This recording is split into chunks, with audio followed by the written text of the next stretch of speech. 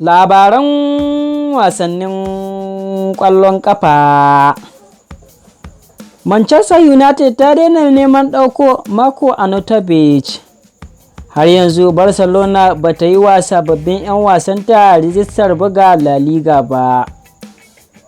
Masu kallon mu a daidai wannan lokaci, gyara zama sannan ka kalli wannan bidiyo namu har ƙarshe domin jin cikakken waɗannan rahotannin da ma wasu a cikin wannan bidiyon namu. Amma kafin nan, idan yau ne farkon zuwan ka wannan tasha tamu, ka danna alamar subscribe sannan ka danna ƙararrawar sanarwa domin kasancewa da labaran duniyar ƙwallon ƙafa a koda yaushe da zarar mun ɗaura. Idan kuma an yi subscribing, a danna alamar like sannan a yi share ɗin wannan bidiyo zuwa ga 'yan uwa domin su ma su gani.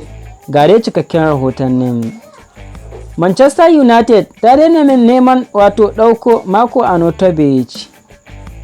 Manchester United ta daina ƙoƙarin ɗauko ɗan ƙwallon Bologna Marco Arnautovic. Sabon kwacin Manchester United Erik ten Hag na son ɗauko ɗan ƙwallon tawagar Australia mai shekaru 33 wanda ya horar a FC 20. An fahimci cewar United ta haƙura da cinikin saboda dogon burin da Bologna ta saka kuɗin sayar da ɗan wasan, sannan magoya bayan United sun nuna ba sa buƙatar ɗan ƙwallon. An yi ta bayar da rahotannin cewa magoya bayan United ba sa son a ɗauko musu ɗan wasa da shekarunsa suka ja na haihuwa.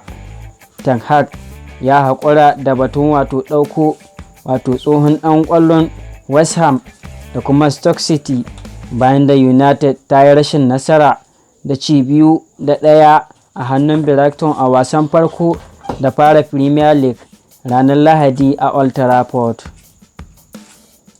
Christian Eriksen ya fara wasansa na farko a Old Trafford a matakin mai cin ƙwallo ranar Lahadi, yayin da Marcus Rashford da Jadon Sancho suka buga gefen fili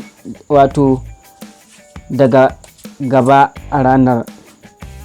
Antonio Martial na jinya bai buga fafatawar ba, sai da aka yi hutu United ta sa Cristiano Ronaldo a wasar. Arnautovic ya ci ƙwallo 43 a wasa 184 a Premier League tsakanin shekaru ta 2013 zuwa 2019.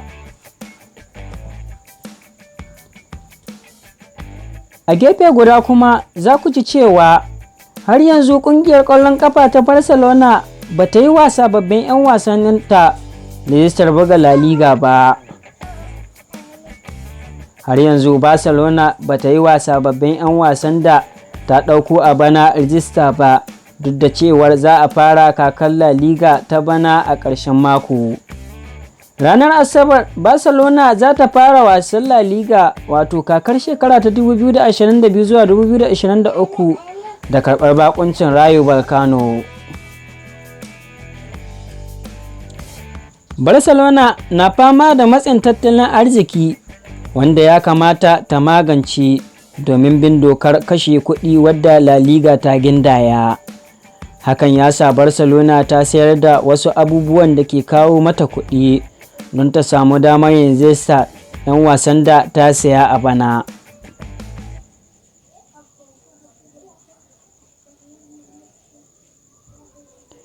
Cikin 'yan ƙwallon da ƙungiyar ta ɗauka a kakar nan sun haɗa da Robert Lewandowski daga Bayern Munich da kuma Rafinha daga Leeds United. Sauran sun haɗa da Julius Kounde da Andreas Christensen da kuma Frank Kessie. Har yanzu Barcelona na ƙoƙarin bin dokar La Liga, inda take yunkurin cefanar da ƙarin wasu abubuwanta domin samun damar yin rijista a kan lokaci. Haka kuma tsohon ɗan wasanta mai tsaron baya Gerard Piqué ya rage albashinsa. Mahukuntan La Liga sun bayyana cewa waɗannan sauye-sauyen da Barcelona ke yi zai ba ta damar yin rijista sababbin 'yan ƙwallon, amma ana ganin ɗaya bayan ɗaya za ta yi, ba ga baki ɗayansu ba a lokaci ɗaya ba. Matsin tattalin arzikin da Barcelona ta fada shine ya sa har yanzu ba a san makomar wato Frenkie de Jong ba. Manchester United na fatan ɗauko de Jong. Chelsea tana nuna sha'awar sayan ɗan wasan tawagar Netherlands. To sai dai de Jong na bin Barcelona kuɗi tun daga lokacin da ya rattaba kwantaragin komawa ƙungiyar. A wannan lokaci ya kamata a biya shi bashin da yake bi kamar yadda aka yi alkawari. Sai dai shugaban Barcelona Joan Laporte ya jaddada cewa ƙungiyar na buƙatar tsohon ɗan ƙwallon Ajax ya ci gaba da taka leda a Camp Nou. Barcelona na ƙoƙarin sayar da wasu 'yan wasan da suka hada da wato Samuel Umtiti da Matheus Braithwaite, wanda aka yi wa wato ihu a ranar Lahadi kafin wasan da ta buga da wato Pumas a Nou Camp. Masu kallon mu a daidai wannan lokaci a nan muka kawo ƙarshen wannan bidiyo namu.